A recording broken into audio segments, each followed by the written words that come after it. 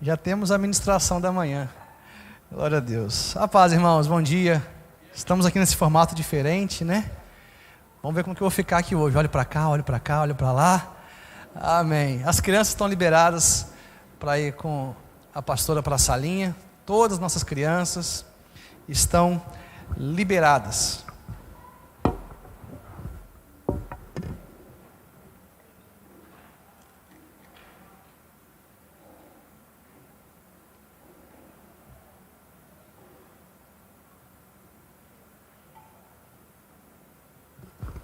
Aleluia. Abra comigo a sua Bíblia, João, capítulo 21. Vamos ler a partir do versículo 15.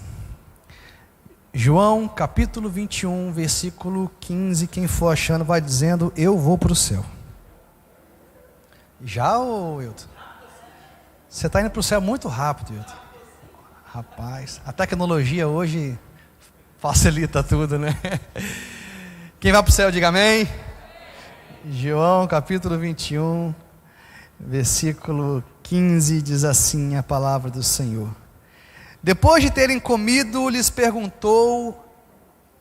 Jesus lhes perguntou a Simão Pedro: Simão, filho de João, você me ama mais do que estes outros me amam? Ele respondeu: sim, o Senhor sabe que eu amo. Jesus lhe disse: apacente os meus cordeiros. Jesus perguntou pela segunda vez: Simão, filho de João, você me ama? Ele respondeu: sim, o Senhor sabe que eu amo. Jesus lhe disse: pastorei as minhas ovelhas. Pela terceira vez, Jesus lhe perguntou: Simão, filho de João, você me ama? Pedro ficou triste por Jesus ter perguntado pela terceira vez: você me ama? E respondeu: o Senhor sabe todas as coisas, sabe que eu o amo. Jesus lhe disse: apacente as minhas ovelhas. Em verdade lhe digo que quando era mais moço você se cingia e andava por onde queria, mas quando você for velho, estenderá a mão e outros o cingirá e o levará para onde você não quer ir. Jesus disse isso para significar com que tipo de morte Pedro havia de glorificar a Deus. Depois de falar assim, Jesus acrescentou: siga-me. Diga, siga-me. Amém. Meus irmãos, nós estamos ministrando uma série intitulada de As 10 Aparições do Cristo Ressurreto. Diga assim, as 10 aparições do Cristo Ressurreto. O pastor e teólogo londrino John Stott vai dizer que o cristianismo é a religião da ressurreição. E de fato, irmãos, se tirarmos a ressurreição de Cristo do cristianismo, o cristianismo deixa de existir. O cristianismo é, por essência, a religião da ressurreição. A ressurreição de Jesus é o fundamento da nossa fé. Se Jesus não tivesse morrido na cruz do Calvário, ressuscitado ao terceiro dia, nós não teríamos razão para crer. Nós não teríamos razão de estarmos aqui nesta manhã. A morte e ressurreição de Jesus consiste no fundamento da nossa fé. Depois que Jesus ele morreu na cruz e ressuscitou ao terceiro dia, por 40 dias ele fez aparições aos seus discípulos. E nesse período de 40 dias, ele apareceu em 10 oportunidades para os discípulos. Hoje vamos falar de uma aparição de Jesus aos discípulos e de forma especial para Pedro. Esse texto que acabamos de ler está falando do momento em que Jesus apareceu aos discípulos, em especial a Pedro. Jesus ressuscitado precisava tratar algumas necessidades espirituais de Pedro. E ele aparece para conversar com Pedro. Importa pensar que Jesus havia estabelecido um local de encontro com os discípulos. Em Mateus capítulo 26, verso 32, ele disse o seguinte, isso antes dele morrer na cruz. Ele falou aos discípulos: depois da minha ressurreição, eu vou adiante de vós para a Galileia. Jesus estava dizendo o seguinte: depois que eu ressuscitar, eu vou me encontrar com vocês na Galileia. Era como se Jesus estivesse estabelecendo um ponto de encontro com os discípulos. Vocês podem crer, e se vocês quiserem me encontrar, eu vou adiante de vós para a Galileia. Vão para a Galileia depois da minha ressurreição, porque lá vocês irão me encontrar.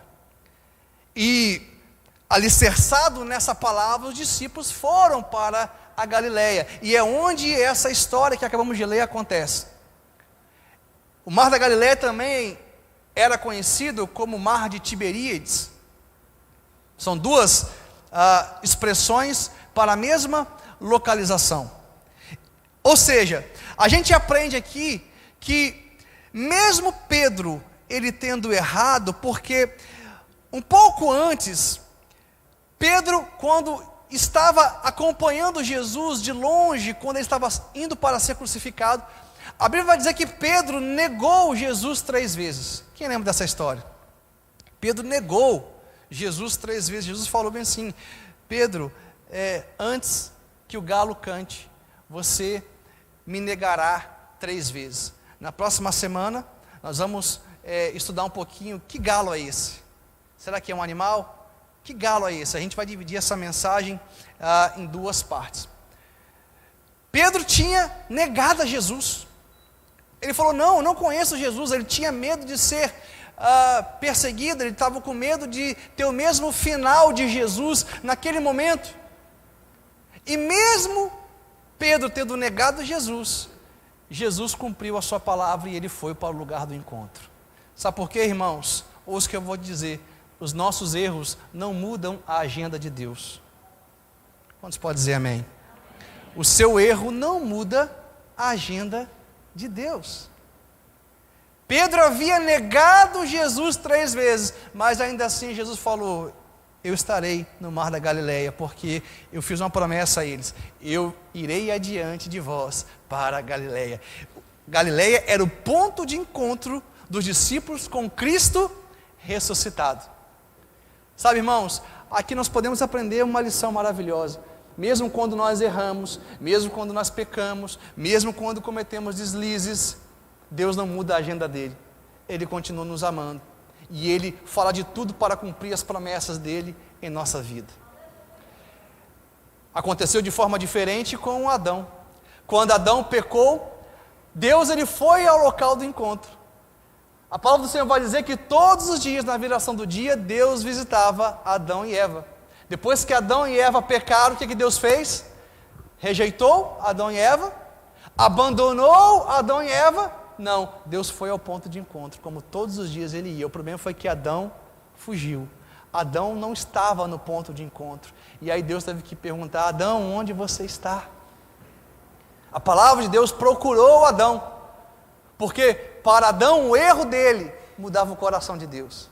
Para Adão, o erro dele mudava a agenda de Deus. Irmãos, nós precisamos ter esse firme fundamento em nosso coração. Os nossos erros não mudam a agenda de Deus em relação a nós. Quantos podem dizer glória a Deus? Ele nos ama, Ele nos fez promessas, nós temos que estar no local do encontro. Mesmo quando nós cometemos deslizes, mesmo quando falhamos, não deixe de ir ao local de encontro, porque é lá que o milagre acontece. Essa manhã é o local do encontro com Deus para nós. Quantos podem dizer amém? Você pode ter tido uma semana difícil, de desafios, de tribulação, uma semana onde você de repente cometeu algum deslize, mas que bênção que você está aqui nessa manhã, porque este é o lugar de encontro do Cristo ressurreto com você. Aleluia! Então Jesus cumpre a sua promessa e vai até o Mar da Galileia, porque ele não mudou a agenda dele em virtude do erro de Pedro. Meus irmãos, antes de falarmos como que Deus tratou Pedro em seu erro, eu queria falar sobre Pedro mesmo. Eu queria conversar com os irmãos acerca desse personagem bíblico que é tão importante para a história do Evangelho e da igreja na terra. A semelhança de como trabalhamos a aparição no domingo passado, quando Jesus ele aparece a Tomé. E antes de falar do erro de Tomé, Tomé teve um momento de incredulidade na sua vida. Eu fiz questão de ressaltar as qualidades de Tomé, porque Tomé foi um grande homem de Deus. Nós normalmente rotulamos as pessoas pelos seus erros. Tomé era conhecido, e é conhecido por muitos, como um homem incrédulo. Só que Tomé não era incrédulo, ele teve um momento de incredulidade. Normalmente nós rotulamos as pessoas por momentos pontuais na sua história. Jesus ele foi até Tomé, e Tomé passou a crer, porque aquele momento foi um momento de dúvida para aquele discípulo. E hoje eu quero trabalhar da mesma forma com Pedro. Eu quero conversar com os irmãos sobre Pedro, e na semana que vem nós vamos falar como que Deus tratou o erro de Pedro. Irmãos, Pedro ele era um homem intenso, sanguíneo. Tem algum sanguíneo aqui? Amém. Pedro ele era intenso, Pedro ele era determinado, Pedro falava, porque o sanguíneo tem essa característica, né? O sanguíneo fala. A pessoa que é melancólica, né? Igual eu, assim, eu sou meio melancólico, né? Às vezes a gente tem dificuldade de falar, a gente quer falar e não fala, a gente quer liberar uma palavra, mas a gente pensa 10 vezes, né? Como que vai ser que a pessoa vai receber aquilo que eu quero falar? O melancólico ele é meio assim, eu sou melancólico, mas Pedro não, irmãos, Pedro era sanguíneo, o que vinha na cabeça ele falava, ele era intenso, e como uma pessoa é intensa, ele teve muitos altos e baixos em sua jornada aqui na terra. Enquanto discípulo de Jesus, ele oscilou em sua caminhada. Agora importa pensar a forma como Pedro encontrou Jesus. A Bíblia vai dizer em João capítulo 1, verso 41, que quem conduziu Pedro a Cristo foi seu irmão André. Quem sabia disso? Pedro tinha um irmão chamado André. André era discípulo de João Batista. E certa vez, quando Jesus passou, estava ali João Batista e André e os demais discípulos de João Batista. João Batista, quando viu Jesus, falou bem assim: eis o Cordeiro de Deus que tira o pecado do mundo. Nesse exato momento, sabe o que André fez? Trocou de discipulado. Trocou de discipulado. Ele falou assim: João Batista, já que você está dizendo que ele é o Cordeiro de Deus que tira o pecado do mundo, agora eu vou me tornar o discípulo dele. E André foi até Jesus. E aí depois que André teve esse encontro com Jesus, ele vai até Pedro, seu irmão, e fala: achamos o Messias. E ele conduz o seu irmão Pedro à presença de Jesus. É interessante, irmãos, ouça o que eu vou te dizer. Todas as vezes que André aparece no Evangelho de João, eu fiz questão de ir versículo por versículo. Todas as vezes que André aparece no Evangelho de João, ele está conduzindo alguém a Cristo. Primeiro, ele conduz Pedro a Cristo. Depois ele leva aquele menino que tinha 5 pães e 2 peixes. Quantos lembram desse milagre, dessa história? Foi André que conduziu esse menino a Cristo. E depois, André, ele conduz alguns homens gregos que queriam se encontrar com Jesus também. Agora, não é isso que mais me chama a atenção. Não há nenhum registro nos evangelhos de André pregando a palavra, pregando algum sermão. Sabe o que eu aprendo? A maior pregação de André era com a sua vida. Não tem registro de nenhum sermão, porque sabe que o que importa realmente, irmãos, não é você dar sermão, é você ser mão. Diga sempre para o seu irmão: mais importante do que dar um sermão é sermão. Sermão para o seu irmão, sermão para aqueles que não conhecem a Cristo, e conduzir essas pessoas a Cristo através da sua vida, do seu testemunho, das suas ações. Cada um tem o seu chamado, irmãos. Cada um foi direcionado por Deus para cumprir uma missão especial, peculiar, particular. André, não tem na Bíblia nenhum registro de sermão, de pregação dele, mas todas as que ele aparece no Evangelho de João, ele está conduzindo alguém a Cristo. E isso aqui é o mais importante. Ele pregava com a vida dele. Quantos pode dizer glória a Deus?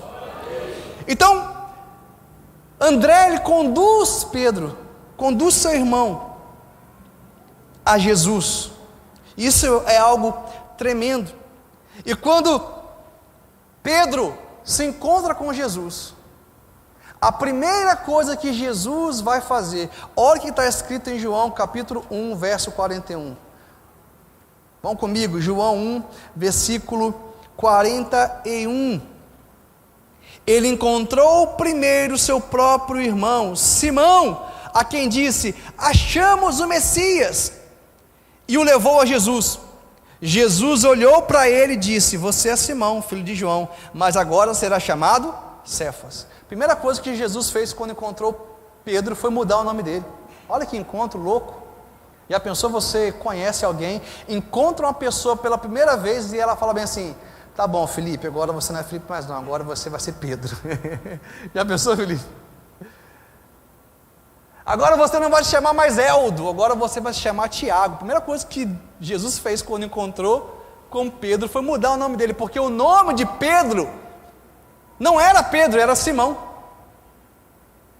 E aqui tem algo que a gente precisa entender. Simão significa aquele que ouve. Diga assim: Simão significa aquele que ouve. Gostei desse modelo, agora já me ambientei. Gostei, agora ficou bom. No início eu estranhei, agora está bom. Simão é aquele que ouve. Aí hoje que eu vou te dizer, a pessoa que tem a capacidade de ouvir a Deus, tem a sua vida transformada por Deus, tem a sua identidade transformada por Deus, porque Simão é aquele que ouve. Aí Jesus falou bem assim: a partir de hoje você não é Simão mais, a partir de hoje você será Cefas. Cefas é Pedro no aramaico, no grego é Pedro, por isso a gente conhece ele como Pedro, porque está no grego, mas no aramaico, Pedro é Cefas. E Cefas, Pedro, significa rocha, diga rocha. Então aquele que ouve, teve a sua identidade transformada em rocha. Quando você tem a capacidade de ouvir a Deus, Deus ele transforma a sua identidade. Deus te transforma por completo. Sabe, irmão, se tem algo que nós não podemos perder, é a capacidade de ouvir a Deus. Mesmo em meio às circunstâncias contrárias, às dificuldades, às lutas, às perseguições, nós não podemos perder a capacidade de ouvir a Deus.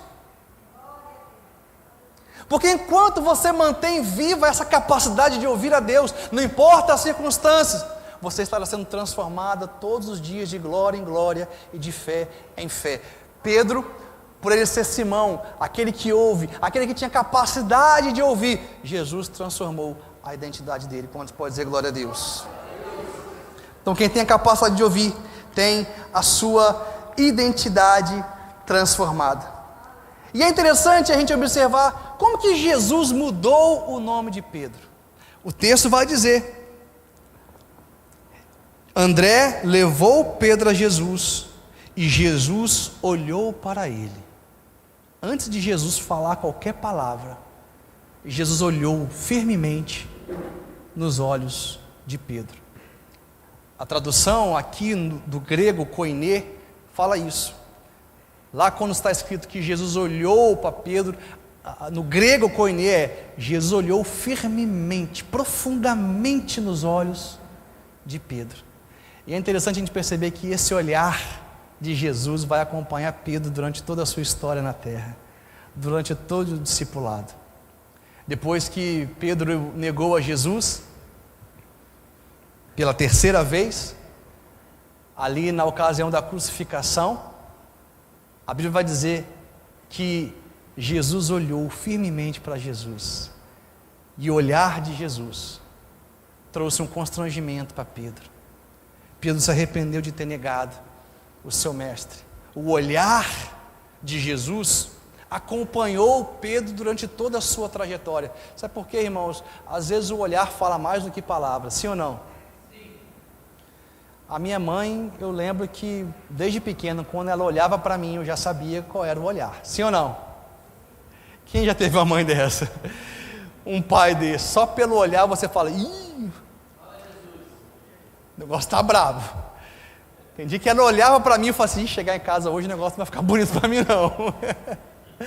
Porque o olhar fala mais do que palavras muitas vezes. Esse olhar de Jesus, irmãos, acompanhou Pedro durante toda a sua trajetória, durante toda a sua caminhada. Então foi assim que Jesus ele muda o nome de Pedro. E aqui eu gostaria de trabalhar alguns detalhes dessa transformação que Pedro experimentou. Quais foram as consequências na vida de Pedro dessa transformação, dessa mudança de identidade que Jesus proporcionou na vida dele? Primeira coisa que aconteceu, Pedro passou a viver uma vida sobrenatural. Toda pessoa que tem a sua identidade transformada por Cristo passa a viver uma vida sobrenatural, uma vida de milagres, uma vida de experiências poderosas com o Senhor, uma vida de ensinamento. Não falta palavra, não falta direção. E a Bíblia vai dizer que depois que Pedro teve essa transformação em sua identidade, quando ele botou o pé nesse lugar de transformação, primeira coisa que aconteceu, ele experimentou de uma grande multiplicação, de um grande milagre. A Bíblia vai dizer em Lucas capítulo 5, a partir do versículo 1, que Pedro estava pescando juntamente com outros pescadores ali no lago de Genezaré, e ele passou a noite inteira sem pegar nada. E Jesus aparece e fala o seguinte: Pedro, lance as suas redes em águas mais profundas. Pedro falou: pesquei a noite toda, Senhor, mas sobre essa palavra eu vou lançar as redes. Pedro lança as redes e ele experimenta de uma pesca maravilhosa, uma grande multiplicação, um grande milagre. Porque é assim, irmãos, quem permite com que Deus te transforme todos os dias, entra no ambiente do milagre, entra no ambiente do sobrenatural. Pedro, ele experimentou de uma grande pesca, uma pesca maravilhosa, e foi a partir desse momento, Lucas capítulo 5, versículo 11, que Pedro ele abriu mão de tudo, abriu mão da sua vida, ele abriu mão da sua empresa, dos seus negócios, e passou a seguir a Cristo. Está escrito: e deixando tudo, Pedro passou a seguir a Cristo. Importa pensar que antes de Jesus chamar Pedro para uma entrega total, ele demonstrou o seu poder a Pedro. Já pensou? Jesus, ele dá a Pedro uma experiência sobrenatural, um grande milagre, e agora ele fala: vem, me segue. E Pedro abre mão de tudo. Pedro entendeu que mais importante do que o barco cheio de peixe é Jesus estar no barco. Quantos podem dizer amém? Mais importante do que o milagre é Jesus na nossa vida, igreja. Porque os sinais seguem quem crê. Quantos podem dizer glória a Deus? Pedro ele entendeu isso, que mais importante do que o barco cheio de peixe é Jesus estar no seu barco. Então Jesus proporcionou a Pedro essa experiência poderosa, e Pedro abre mão de tudo e passa a seguir a Cristo. Irmãos, quando a Bíblia fala que Pedro deixou tudo para trás, ele deixou tudo mesmo. Não pense que Pedro era um pescadorzinho simples, não. Ele era um pescador bem sucedido. Ele tinha uma empresa de pesca, ele tinha sócio. Eu estava estudando o contexto histórico da vida de Pedro, e em Israel encontraram o lugar onde Pedro morava. Existe a casa de Pedro até hoje, e a casa de Pedro era uma casa grande, com 9 cômodos. Um dia eu vou lá, vou tirar uma foto para vocês, amém? Nós vamos lá, né, pastor? Mas nós vamos também, pastor. Já foi, pastor? Vamos fazer uma caravana, pastor. Era uma casa grande, não era uma casa pequena, não. Pedro era um pescador top, um exímio pescador. Deixou casa para trás, deixou uma empresa, deixou um negócio que estava Muito bem, ele deixou tudo para seguir a Jesus.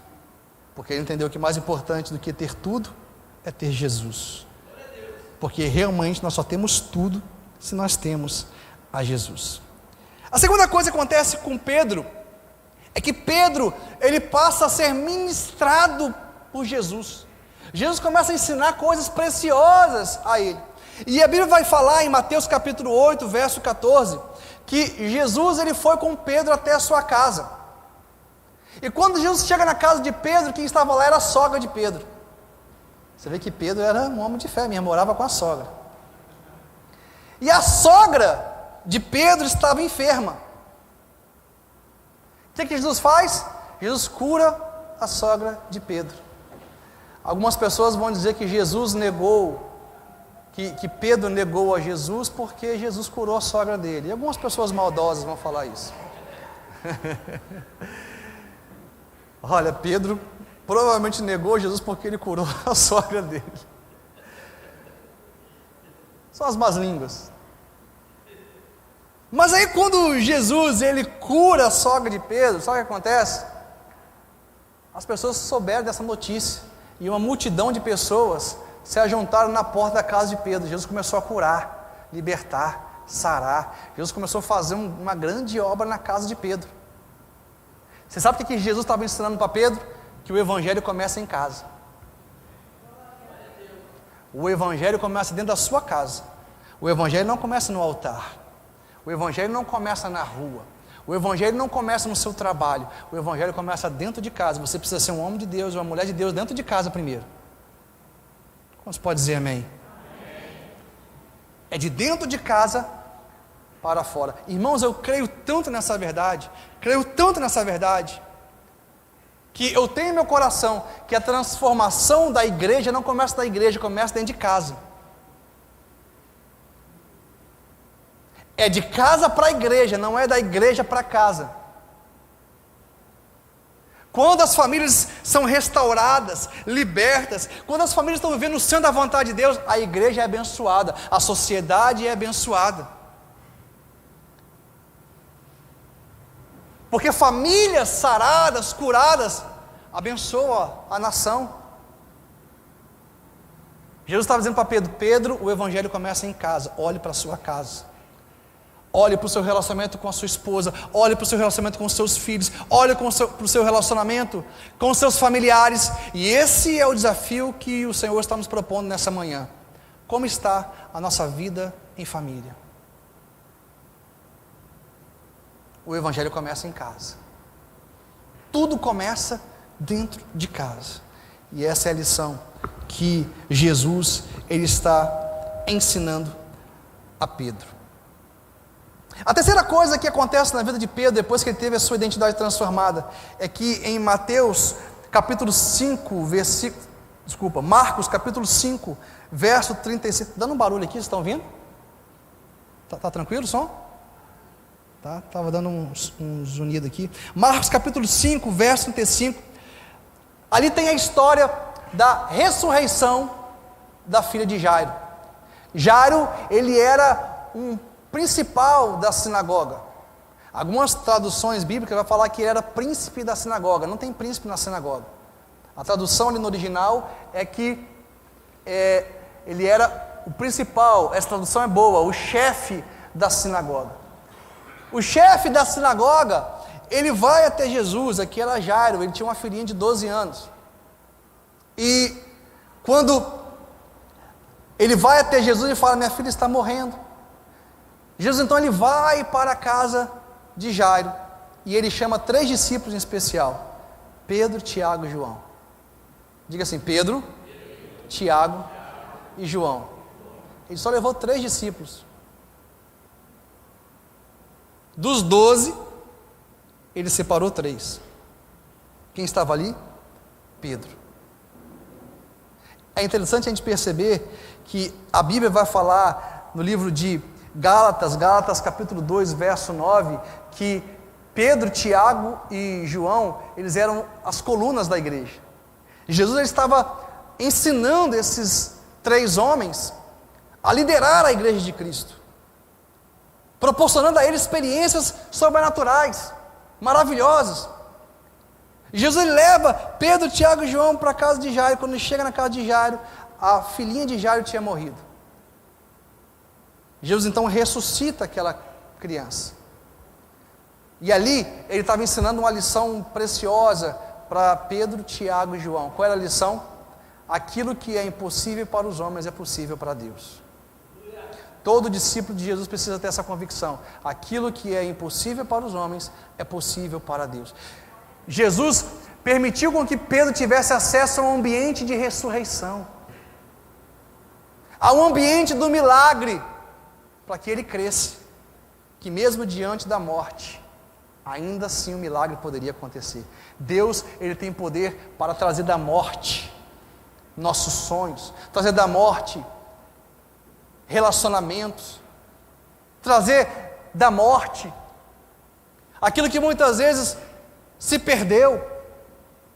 Jesus estava ensinando para Pedro, levando ele para esse ambiente de ressurreição, que aquilo que é impossível para os homens é possível para Deus. Eu gostaria que você recebesse essa palavra em nome de Jesus. Você pode estar passando por um momento na sua vida do impossível. Ouça, o que é impossível para você é possível para Deus, é totalmente possível para Deus. Não permita com que a sua fé desfaleça, não permita com que a sua fé diminua, continue crendo.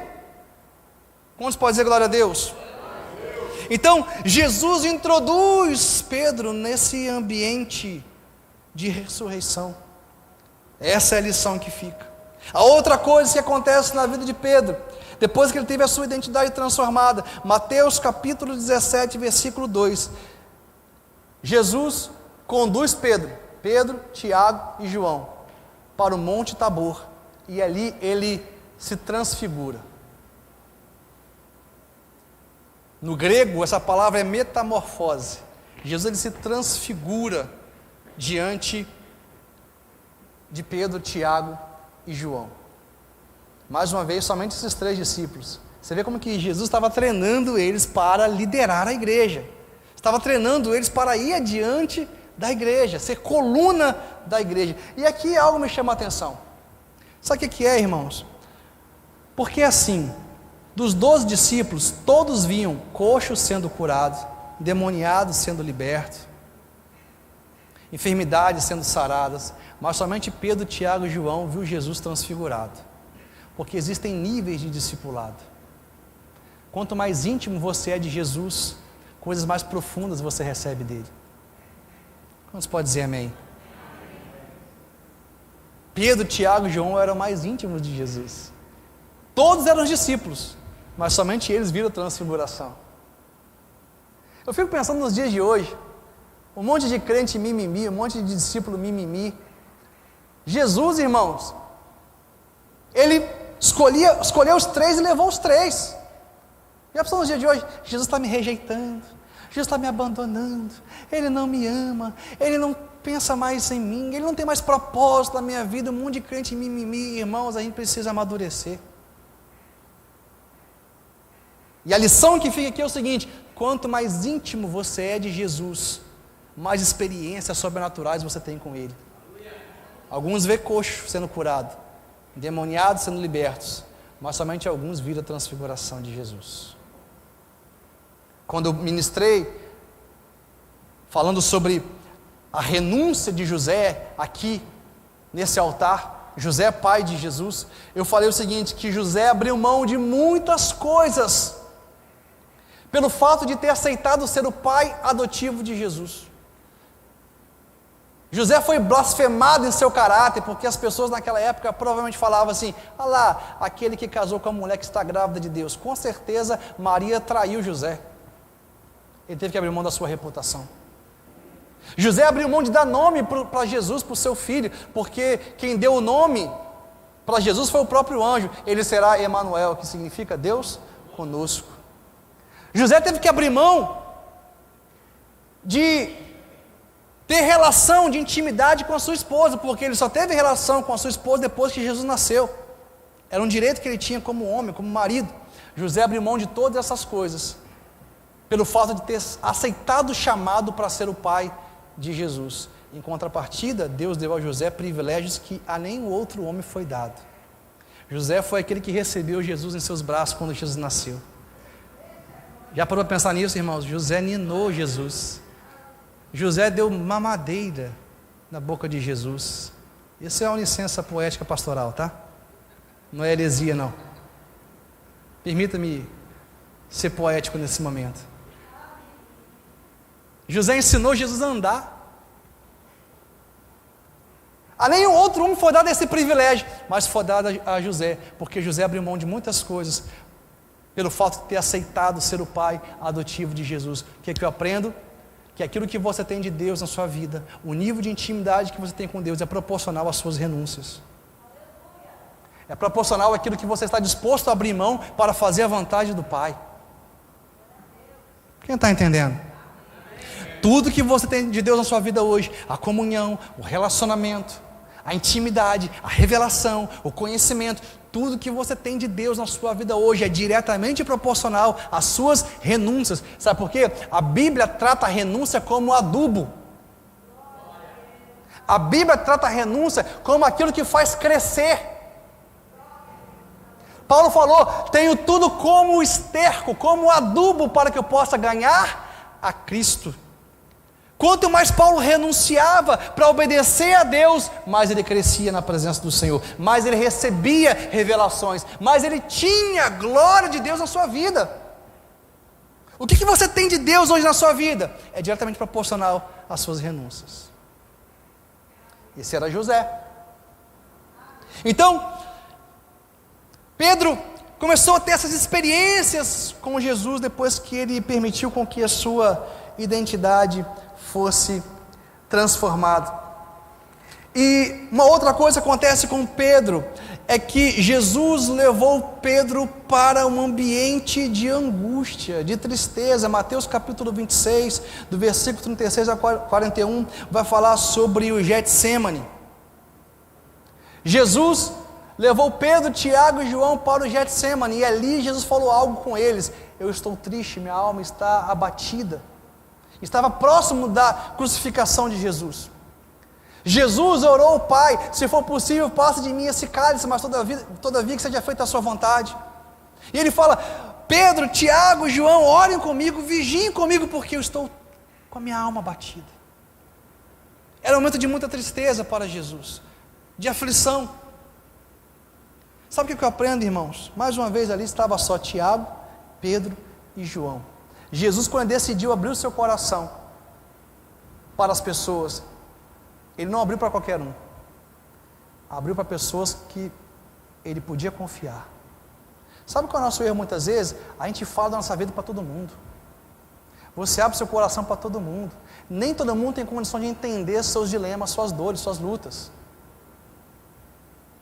Eu, como pastor, você não vai me ver compartilhando minhas dores como uma ovelha. Eu vou compartilhar minhas dores com o meu pastor, porque eu sei que ele tem condição de me entender.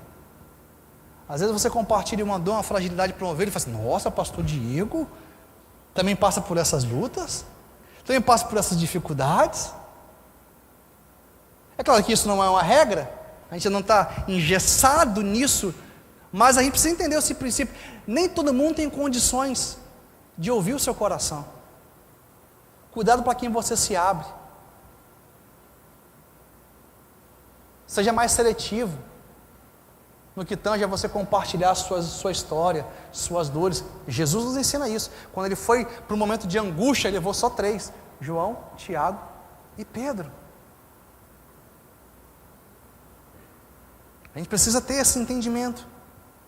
E aí, olha que interessante. Vamos lá, Mateus 26, verso 36, eu estou caminhando para o final. Só tenho aqui mais 16 versículos para ler. Estou brincando, gente. Mateus capítulo 26, verso 36. Olha que interessante. Olha que interessante.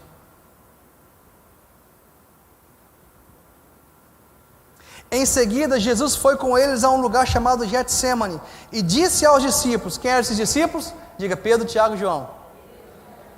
Sentem-se aqui, enquanto eu vou ali orar. E levando consigo Pedro e 2 filhos de Zebedeu, começou a sentir-se tomado de tristeza, de angústia.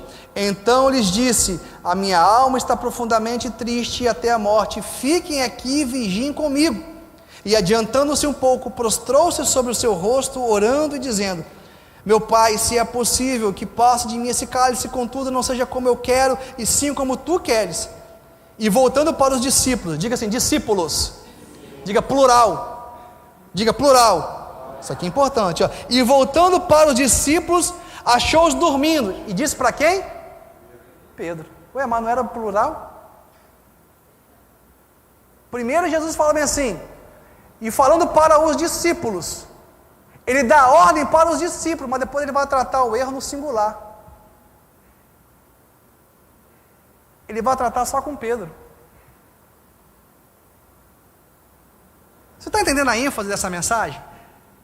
Eu estou tentando construir no coração dos irmãos essa ideia do propósito de Deus na vida de Pedro, para que a gente possa, na semana que vem, chegar nesse tratamento de Jesus com Pedro, depois que Pedro o negou. Ele dá uma orientação no plural, mas quando ele vai tratar o erro, ele trata só de Pedro. Pedro, você não pode vigiar comigo nem uma hora.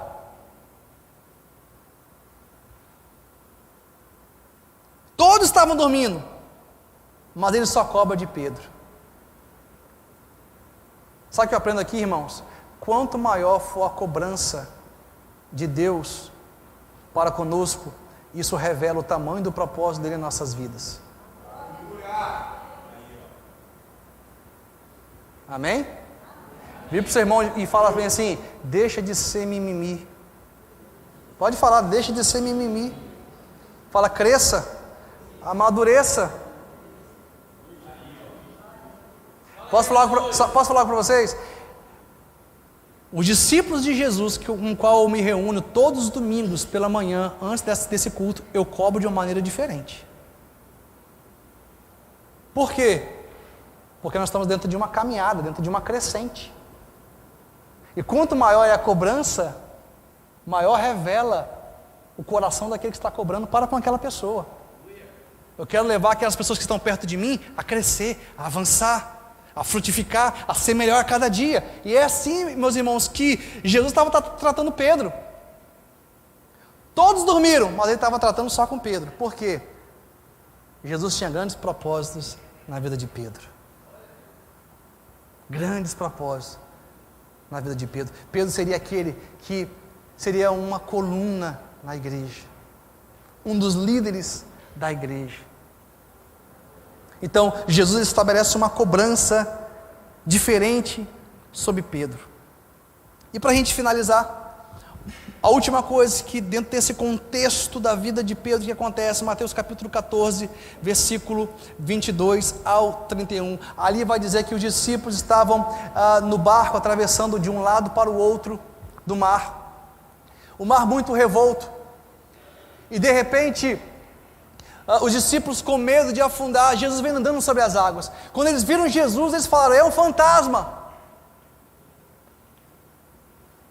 Aí Pedro falou bem assim: sou eu, não temam. O que é que Pedro fez? Sanguíneo, porque sanguíneo tem essas coisas. Se é tu mesmo, Senhor, faça com que eu vá andando sobre as águas. Aí Pedro foi, começou a andar sobre as águas, aí começou a afundar. Aí tem pessoas que vão dizer bem assim: foi dar uma de homem de fé, afundou. Mas é melhor, irmãos, você dar um passo de fé, experimentar um milagre, ainda que você tenha algum deslize na caminhada, mas pelo menos você está confiando em Deus, você está indo em direção a Ele, do que você ficar no barco reclamando que nada acontece na sua vida. Essa semana no discipulado, nós estudamos Mateus 25, a parábola dos talentos. Mateus 25, né, pastor? O Senhor distribuiu vários talentos para alguns servos. Aquele que recebeu 3 talentos multiplicou, o que recebeu 5 multiplicou, o que recebeu apenas 1 talento, só que ele fez? Ele foi e enterrou o talento. Por quê? Ficou com medo de perder aquele talento. Ali é uma medida, é um peso que estabelece uma medida, aquele talento, mas o talento me fala das nossas habilidades, aquilo que Deus confia a nós. Às vezes você fica com medo de perder e não multiplica, e não se expõe. Você tem talentos, você tem habilidades, multiplique aquilo que Deus te deu. Irmão, sabe o que eu estou fazendo aqui hoje, nesse momento, nesse altar? Multiplicando meu talento, porque quando eu cheguei na igreja eu era gago. Eu era gago. Eu já contei essa história para os irmãos. No dia que o Senhor falou comigo, você vai pregar o evangelho, é verdade. Eu falei, está errado essa palavra. Você vai pregar o meu evangelho, você vai pregar a minha palavra. Eu falei, Senhor, eis-me aqui, envia-me a mim. Eu permiti que o Senhor transformasse a minha identidade, tocasse na minha identidade, me curasse, me sarasse. O que eu estou fazendo aqui hoje é multiplicando os meus talentos, porque os traumas, as feridas da minha história me fizeram ser gago, bloquearam as minhas emoções. De repente você viveu algo na sua história que te trouxe trauma, dor, ferida, e isso está paralisando você. Ouça o que eu vou te falar: existe unção, poder de Deus liberado para você, se você se propor a caminhar por fé e multiplicar o seu talento. Você tem talentos, você tem habilidades, multiplica. Deus quer encontrar em nós uma igreja que está ativa, que está vivendo por fé. Ah, pastor, mas eu posso cometer erros. Não tem problema, irmão, se arrependa e continue. Ah, mas eu posso falhar. Não tem problema, se arrepende e continue. Pedro, ele andou sobre as águas, porque ele teve fé. Agora me chama a atenção algo, e eu vou parar por aqui para a gente finalizar hoje. Pedro era pescador, sim ou não? Ele começa a andar pelas águas e ele afunda. Ao invés dele nadar, ele fala, Jesus me salva. Ele não sabia nadar? Sabia, provavelmente sabia, né, gente? Pescador não sabe nadar? Pega mal, né? Pega mal. É igual o pastor não sabia pregar. O pescador sabia nadar. Ele começa a afundar, Jesus me ajuda. Sabe o que eu aprendo, irmãos? Os discípulos estavam com tanto medo, porque o medo faz isso. O medo tira a capacidade de você fazer até mesmo aquilo que você sabe fazer. Não está entendendo? Estavam com tanto medo, tão apavorados, que o medo tirou a capacidade de Pedro de fazer aquilo que ele já sabia. Não deixe o medo te paralisar. Não deixe o medo parar o seu ministério. Não deixe o medo te trancafiar no seu trauma, nas suas feridas. Não deixe o medo te paralisar para que você cumpra o propósito de Deus. É tempo de multiplicar os talentos, é tempo de multiplicar nossa habilidade, é tempo de avançar, é tempo de crer em Deus, é tempo de confiar em Deus. Irmãos, eu estou com uma expectativa muito grande que a nossa igreja vai crescer muito, nossa igreja vai avançar, nossa igreja vai frutificar. É chegado o tempo de Deus sobre a nossa igreja. Quantos creem nisso? Eu estou crendo nisso. Eu estou crendo nessa palavra, nessa verdade. Nós vamos avançar, porque nós estamos multiplicando nosso talento, crendo em Deus. Nós cremos no Deus dos impossíveis. Aleluia. Eu quero liberar uma palavra sobre a sua vida. Levanta sua mão em nome de Jesus. Eu abençoo sua família, eu abençoo sua empresa, eu abençoo os seus negócios. É tempo de multiplicação, é tempo de você multiplicar seus talentos, suas habilidades, em nome de Jesus. Eu repreendo todo medo, em nome de Jesus. Bata em retirada, todo medo de viver o novo, de viver o sobrenatural. Vai embora agora, vai embora agora. Eu libero a sua vida, igreja de Jesus, para que você possa frutificar a 100 por 1, em nome de Jesus. Eu profetizo uma família abençoada, prostrada no altar do Senhor. Eu profetizo multiplicação para a honra e glória do Senhor Jesus. Se coloque de pé em nome de Jesus, pode aplaudir o Senhor com alegria. Aleluia.